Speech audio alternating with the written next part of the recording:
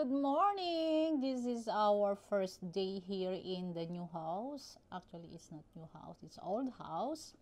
Yeah, first day, first morning. So my AG is with me, he slept with me. And yes, it's kind of bright day, so it's good. Yan, namamaga yung face ko. I need to go to dentist later. I have a schedule. So, ayan ang aking face, magang-maga. So, hi my Pogi. Say good morning to everyone. So, good morning. Ang hirap palang gumawa ng daily vlog. So, this is my first daily vlog and it's been sitting here for a week now. Just isang linggo na to, ngayon ko palang na-edit dahil sobrang busy ako at ang daming gagawin. So, inutusan ko muna si Pogi iligpit yung kanyang blanket, itupi, bago kami bumaba. Dito kami sa Nikay, so sa second floor natutulog. So this house is two-story house. And ayan, ang dami ko pang kalat. So, kalilipat lang. Ang dami pang dapat i-organize. Look at that. Ang dami pang dapat itupi. So, magulo pa. So, wag niyo munang i-judge. Ha? At it's my first day here. And believe it or not, it's been 3 months na naglilipat ako kasi car lang ang gamit ko. So, paunti-unti ko lang ginagawa yung paglilipat. Lipat and hakot, pagtapon ng mga basura. Kasi yung bahay na ito ay maraming basura na tinapon-tapon ko. So, it's like doble pagod.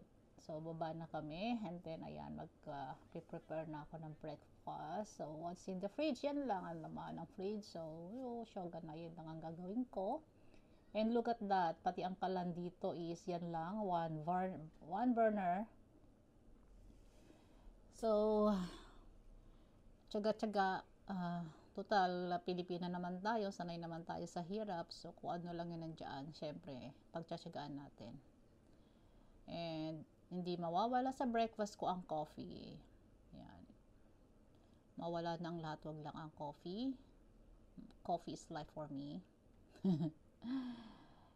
And wala pa rin yung aking coffee press coffee press, wala pa rin. So, yan.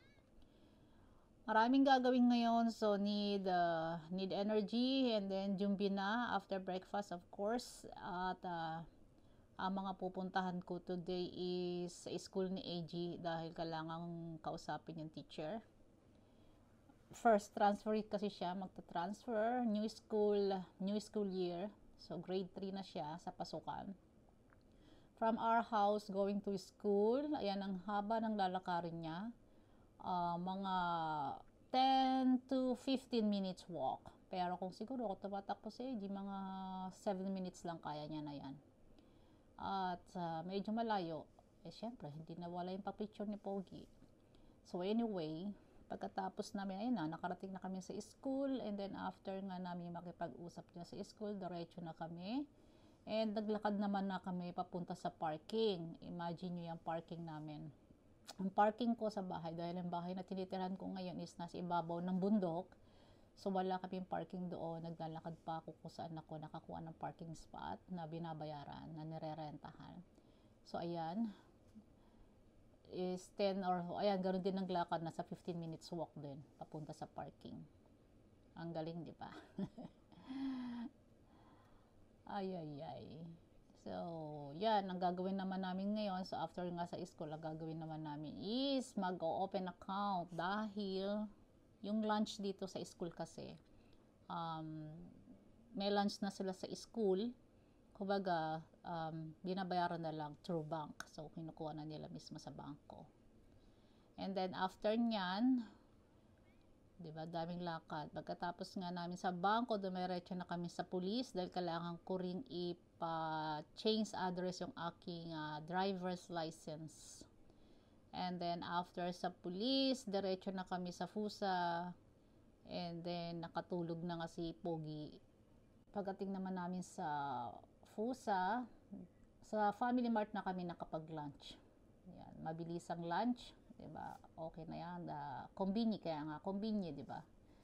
So, yun. And then pagkatapos mag-lunch, iniwan ko na si AG diyan sa bahay ko dati, yung apartment ko dati. And then dumiretso na ako sa dentist. Kape ulit. Kape ulit tayo mga brothers and sisters. And then, yun, dentist. Ayan ang dentist ko. Saglit lang din sa dentist, 30 minutes. Galing namamaganga, kinalkal na naman yung ngipin ko. Nagligpit-ligpit. At ayan na, dinner na. Diba? Hindi ko na nakuha yung mga ligpit-ligpit pang another na ligpit ko. Marami pa ang kinukuha gamit na mga maliliit doon sa dating apartment. At ayan na nga, napagod. Nag-dinner na kami sa Yakiniku with friends. That's all and see you next time. Maybe magawa ko talaga itong daily vlog na to.